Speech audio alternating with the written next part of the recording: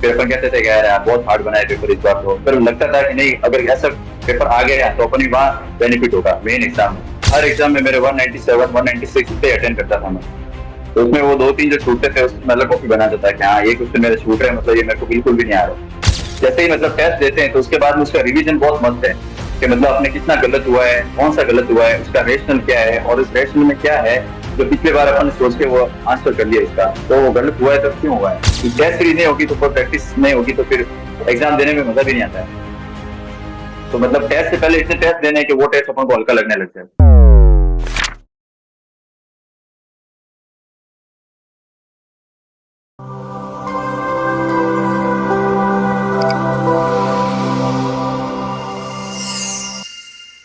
नमस्कार, एक बार फिर से आप सभी साथियों का हार्दिक स्वागत, अभिनंदन टीएनसी के इस ऑनलाइन प्लेटफॉर्म में। और आज हमारे साथ है एक शानदार रैंकर्स और जिन्होंने लिए बहुत ही बड़ी सफलता, लगातार 2 बार सफल और दोनों बार नॉर्थ सेट में टॉप रैंकर्स बने हैं। सबसे पहले तो बहुत बहुत बधाई और शुभकामनाएं Rajat ji. Thank you so much sir, आप सभी का आशीर्वाद है सर, और आज हम इस मुकाम पे हैं, आप लोगों की कैसा गाइडेंस है। कैसा लग रहा है इतनी अच्छी रैंक के साथ? अच्छा लग रहा है सर बहुत। ये इंटरव्यू बिल्कुल बहुत ही मजेदार इंटरव्यू होने वाला है और बहुत सारे रहस्य और बहुत सारी चीजें आपसे पूछने वाले हैं, क्योंकि मैं लगातार हर इंटरव्यू में बहुत सारे अलग अलग जो टॉपर्स हैं उनसे यही क्वेश्चन से हम करता हूँ और बहुत सारी चीजें निकल के आती है। तो इससे बहुत आने वाले जो फ्यूचर नर्सिंग ऑफिसर्स इस चीज को देखेंगे और बहुत बड़ा फायदा मिलेगा। इंटरव्यू का मोटो यही है कि आपका जो आपके एक्सपीरियंस है वो उन तक पहुंचे और वो बहुत ही कम समय में एक अच्छी सफलता ले आए। बहुत ही बड़ी बात है। तो मैं आपसे ये जानना चाहूंगा, सबसे पहले इस इंटरव्यू की शुरुआत आपके अपने इंट्रोडक्शन से, कहाँ से आते हैं और कहाँ से नर्सिंग किया? तो मेरा नाम सर रजत पवार है, मेरे पिताजी का नाम मनोलाल जी है। मैं जोधपुर का रहने वाला हूँ और मैंने जोधपुर से ही बीएससी नर्सिंग की थी, गवर्नमेंट कॉलेज ऑफ नर्सिंग से। और फिर मैंने तैयारी की 4 ईयर के साथ में। फिर मैं अभी एम्स राजकोट में लगा हुआ हूँ पिछले साल 2022 में, और इस बार वापस एग्जाम दी मैंने और इस बार मेरी 228 रैंक। ओके।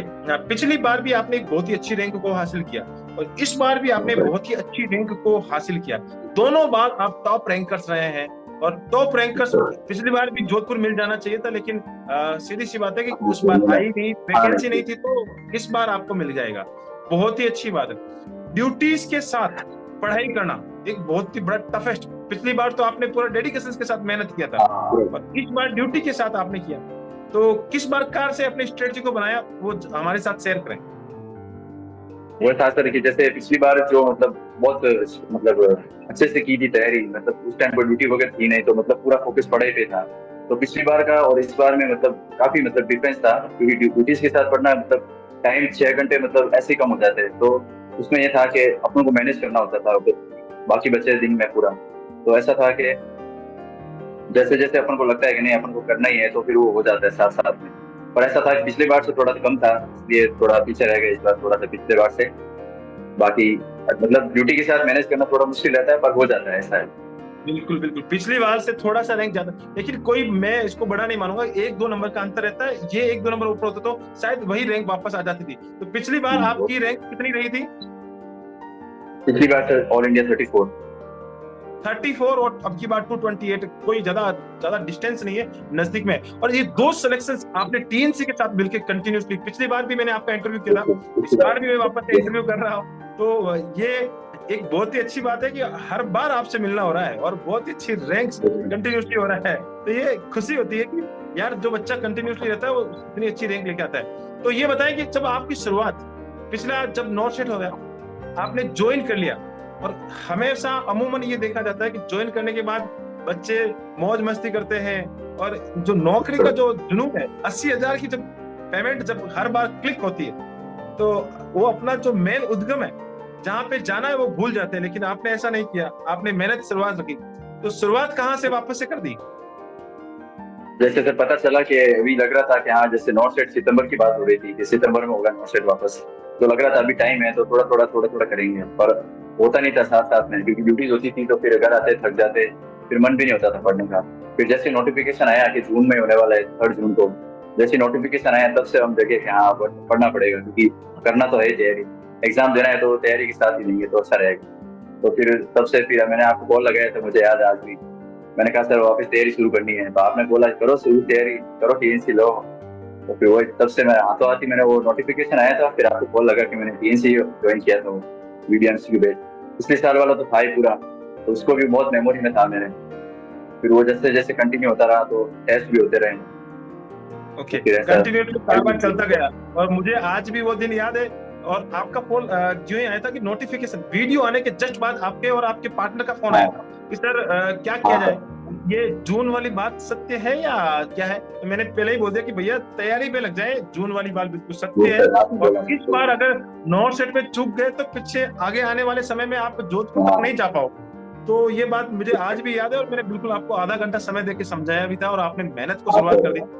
मैं और राहुल सबसे अच्छी बात और मुझे, आप मेरी बात मुझे जो मैं आपको कहते हुए ये मुझे बहुत ही खुशी हो रही है। आपको मैंने बताया था कि इस बार अच्छी रैंक लानी है तो टेस्ट सीरीज के साथ वीडियो एमसीक्यू आप ज्वाइन कर लीजिए, और एक बहुत ही बड़ा फायदा मिलेगा। और दोनों चीजें आपने ज्वाइन की और बहुत ही बड़ा बेनिफिट आपके सामने नजर है।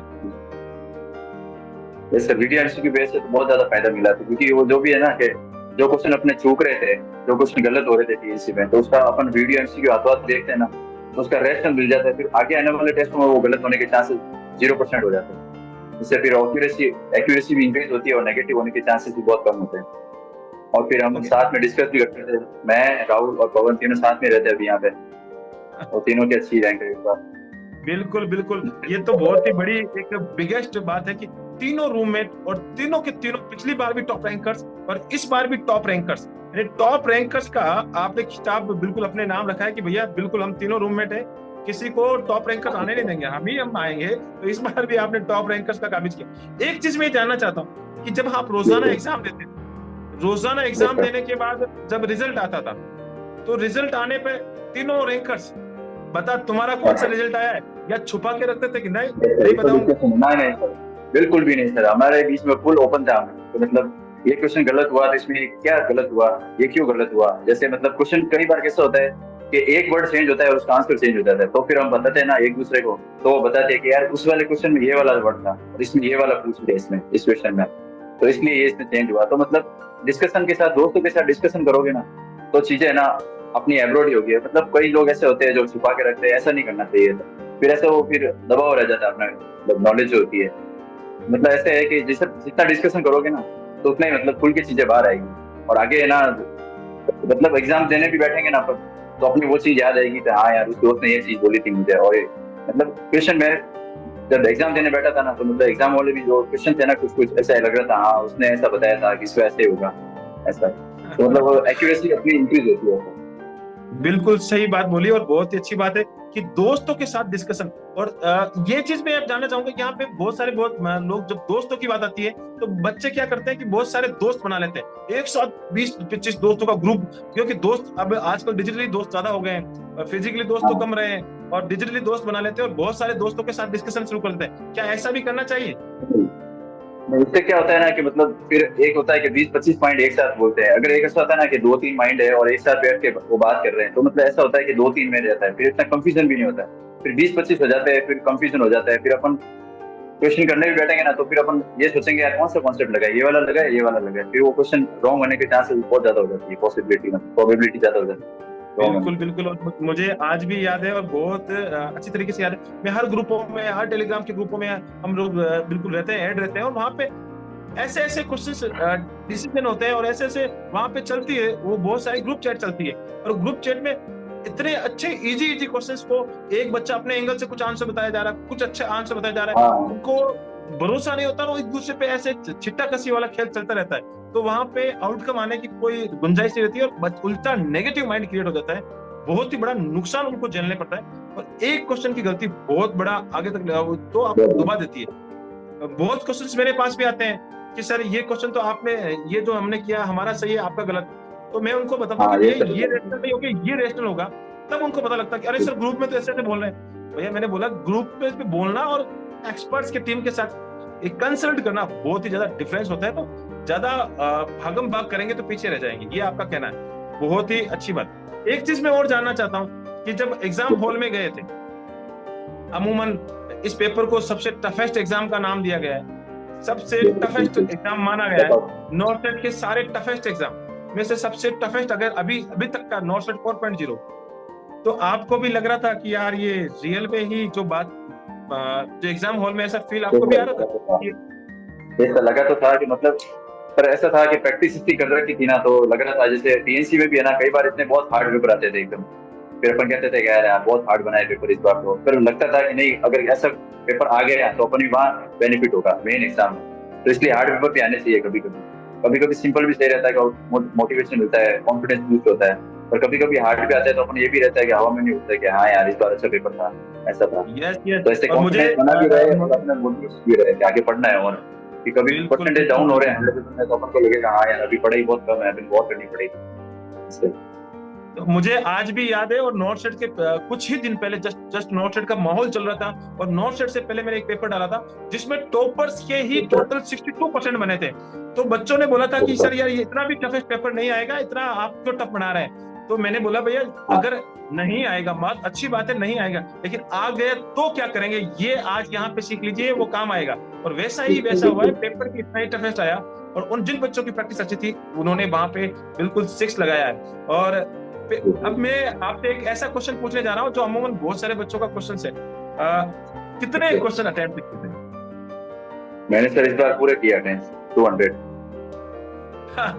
ये सुनने में बहुत ही बड़ा आश्चर्यजनक सा खेल है, और ये क्योंकि सर मैंने क्या ना प्रैक्टिस की थी। इसे टीएनसी में आप मेरे हिसाब से देख लेना कि मतलब पूरा, मतलब मैंने जितने भी क्वेश्चन किए ना, मतलब हर एग्जाम में मेरे 197 196 इतने अटेंड करता था मैं। तो उसमें वो 2-3 जो छूटते थे उसमें अलग कॉपी बनाता था कि हाँ ये क्वेश्चन मेरे छूट रहे हैं, मतलब ये मेरे को बिल्कुल भी नहीं आ रहा। और इस बार भी मतलब पेपर दिया था, मतलब पेपर में ऐसा था कि ऑप्शन में बहुत डाउट थे, बाकी पेपर एकदम समझने में आसानी लग रही थी कि मतलब ऑप्शन ऐसे थे ना कि इसमें अब छोड़ भी नहीं सकते और करना भी था, ऐसा था। क्योंकि प्रैक्टिस उस हिसाब से कर रही थी तो मेरे को लगा था करना ही है। सीधा सा फंडा है, आपने तो अपनी खुद की स्ट्रेटजी बना ली थी कि भैया मुझे तो अब की बार निकालना है, तो मैं मेरी स्ट्रेटजी पे चलता हूँ। हर एक स्टूडेंट की अलग अलग स्ट्रेटजी होती है, आपके पार्टनर ने आपसे कम किए, आप और अलग पार्टनर ने वो आपसे कम किया, हर बंदे की स्ट्रेटजी होती है। आपकी स्ट्रेटजी थी कि भैया अब की बार तो आईपीएल जीतना है, तो आप रविंद्र जडेजा वाली कंडीशन में पहुंच गए थे कि भैया लास्ट बॉल बची है, पीछे की 3 बॉल बची हुई है, या तो छक्के लगाए जाए चौके लगाए जाए, नहीं तो धोनी बाहर बैठा हुआ गालियां देगा। वही कहानी आपने अपनाई और चेन्नई सुपर किंग्स की तरह आप भी विजय बने। बहुत ही अच्छा एक ये स्कोर रहा है, और बहुत ही अच्छी बात बताइए तो सर इस बात पे मैं ये कहना चाहूंगा कि मतलब हर एक को ऐसा नहीं है कि हाँ पूरे 200 क्वेश्चन अटेंड करना जरूरी है, ऐसा नहीं है। जैसे उसकी प्रैक्टिस होती है उसको उतने ही अटेंड करने चाहिए। जैसे मेरे को पता था कि मुझे एग्जाम में इतने करने हैं, तो मैं उस हिसाब से प्रैक्टिस कर रहा था। तो जिसकी जैसी प्रैक्टिस है उसको उसे अटेंड करनी चाहिए क्वेश्चन अटेंड का। इस बार देखा जाए तो सबके मतलब एवरेज 50 से अबव ही रॉन्ग हो रहे सबके, क्योंकि पेपर ऐसा था ना। तो इसलिए मतलब प्रैक्टिस का बहुत रोल होता है, बहुत मायने रखती है प्रैक्टिस। तो अपनी जैसी प्रैक्टिस होना तो एग्जाम में भी वो अप्लाई करने की रखनी चाहिए कि हाँ अप्लाई हो रही है। बिल्कुल बिल्कुल सही बात बताइए कि प्रैक्टिस इज द वेरी इस एग्जाम में जो प्रैक्टिस ही थी वो बहुत ही बड़ा इंपॉर्टेंट की रोल था। और इस एग्जाम में तो बहुत ऐसा देखने को गया है, बहुत ही विचित्र एग्जाम कहे तो देखने को मिला है कि इस एग्जाम में सबसे बड़ी बात, जो सबसे खतरनाक बात कहें तो इस एग्जाम के अंदर टाइम मैनेजमेंट बच्चे नहीं कर पाए। बहुत बच्चों के तो ये क्वेश्चन थे कि सर मेरा तो पेपर ही छूट गया, मैं तो क्वेश्चन ही अटेंड नहीं कर पाया। और आप जैसे लोग जो प्रैक्टिस करके गए 200 तक के आंकड़े को पार कर लिया, और बहुत ही अच्छी बात है। इसमें क्या है ना कि जैसे जितनी अपन प्रैक्टिस करेंगे ना, तो जैसे अब टीएनसी के साथ प्रैक्टिस कर रहे थे ना, तो कई बार ऐसा होता था पेपर ऐसा आता था 1 घंटे में भी उठ जाता था। कई बार पेपर जब लेंथी होता था तो उसको मतलब 90 मिनट 100 मिनट ऐसे लगते थे। तो जितनी प्रैक्टिस होगी ना तो मतलब पेपर लेंथी वाला तो मतलब ये तो अपने को चांस तो एग्जाम आएगा ही नहीं, क्योंकि ये पेपर लेंथी लगा, ऐसा नहीं होगा। जैसे मैंने इस बार भी 2 घंटे और 20 मिनट में कर दिया था पेपर, फिर 40 मिनट मैंने वापस देखा पूरा 200 क्वेश्चन क्या क्या लग रहा है, कोई चेंज करना है तो, या कोई पढ़ने में मिस्टेक हो गई हो तो ये मतलब प्रैक्टिस के साथ ही होगा। जब जितनी प्रैक्टिस करोगे ना तो टाइम मैनेजमेंट अपना हो जाएगा। एक क्वेश्चन मैं आपसे पूछना चाहता हूँ, और वो इस बार नॉर्थ सेट के बाद सबसे ज्यादा ट्रेंडिंग में चला था कि पेपर कहीं से नहीं आया, पेपर कहीं से भी नहीं आया, पेपर कहीं से नहीं आया। लेकिन मैंने बोला था कि टीएनसी के साथ जिसने प्रैक्टिस की है उसको ये क्वेश्चन बोलने की जरूरत नहीं होगी, उसको पता लग जाएगा कि पेपर कहाँ से आया और पेपर टीएनसी से आया। तो इसके बारे में आप क्या कहना चाहेंगे कि पेपर का जो लेवल होता है वो टीएनसी के लेवल से कितना डिफरेंट था? ज्यादा फर्क तो नहीं था, मतलब काफी कुछ हद तक, मतलब जैसे अपन जैसे प्रैक्टिस कर रहे थे ना तो उधर लग रहा था कि हाँ यार टीएनसी का जो टेस्ट दे रहे थे वही लग रहा है। क्योंकि जब हार्ड पेपर देते थे ना तब लगता था यार टाइम लग रहा है, टीएससी मतलब टेस्ट सीरीज में, तो मतलब तभी लगा कि हाँ वो टेस्ट जो अपने आज काम आ रहा है। जब बैठे थे ना एग्जाम होने का, और वो जो सिनेरियो बेस्ड वाली जो क्लास थी वो सर ने डाली थी, वो 50 सिनेरियो बेस्ड वाली, उसका भी बहुत इंपॉर्टेंट रोल था, क्योंकि 2 क्वेश्चन आए थे ऐसे देखा जाए तो। मैंने वो है ना एज इट इज उतार के रखे हुए कॉपी में अलग से, वो भी पूरे 50 पेज के वो उतार रखे अलग से। बिल्कुल मैंने कहा आगे भी वो काम आएंगे बिल्कुल वो सिनेरियो सही बेस्ड बात है। वाले। वो सिनेरियो बेस्ड लास्ट के टाइम में सबको एक नोटिस आया था और नोटिस आउट आ गया था, तो उस समय पता लगा कि इस बार एम्स सिनेरियो लेके आने वाला है। और उसके जो लगातार 7 से 8 दिन की जो क्लास थी, और उस 7 से 8 दिन के अंदर इतने सिनेरियो बेस्ड टीएनसी ने करवा दिए थे। वैसे तो टीएनसी पहले से करवा रही थी, लेकिन मोस्ट इंपोर्टेंट सिनेरियो लेके आई थी, और उसी में से बच्चों को बहुत बड़ा बेनिफिट निकल गया। हूबहू क्वेश्चन छप गए थे और बहुत ही बड़ा फायदा देखने को मिला, एक बहुत ही बड़ा स्कोर आपको करने को मिला। लास्ट में मेरा आपसे एक सवाल है, और बहुत ही इंपॉर्टेंट सवाल है, कि जो आप कंटिन्यूसली ये कहते हैं कि बुक्स बच्चों को रेफर करनी चाहिए, ये बुक्स पढ़नी चाहिए, वो बुक्स पढ़नी चाहिए, बच्चे फ्रीक्वेंटली अपनी बुक्स को चेंज कर देते हैं, तो आप उनके लिए क्या सजेशन देना चाहेंगे, या उन बुक्स में आपने कौन कौन सी रेफर की है? मैं यही कहना चाहूंगा कि जैसे बेसिक के लिए ना पीआर यादव तो बेस्ट है, क्योंकि ऐसा है कि जैसे टीएनसी करोगे ना तो मतलब सारी बुक कवर हो जाएगी, पर बेसिक के लिए एक बार पीआर यादव करके, पर जब जिस हिसाब से पेपर आ रहा है ना तो साउंडर्स मॉस भी एक बार मस्ट है इस बार करनी, क्योंकि इस बार भी कह रहे हैं कि एम्स पेपर अच्छा ही आएगा, क्योंकि स्किल बेस पे बहुत ज्यादा फोकस कर रहा है एम्स, तो इसलिए वो पेपर आने लाजमी ऐसे आएंगे, मतलब साउंडर्स मॉस भी क्वेश्चन आएंगे आएंगे। पर टीएनसी के साथ करोगे ना तो वो बुक्स आराम से कवर हो जाएगी, इतना मेरा मानना है।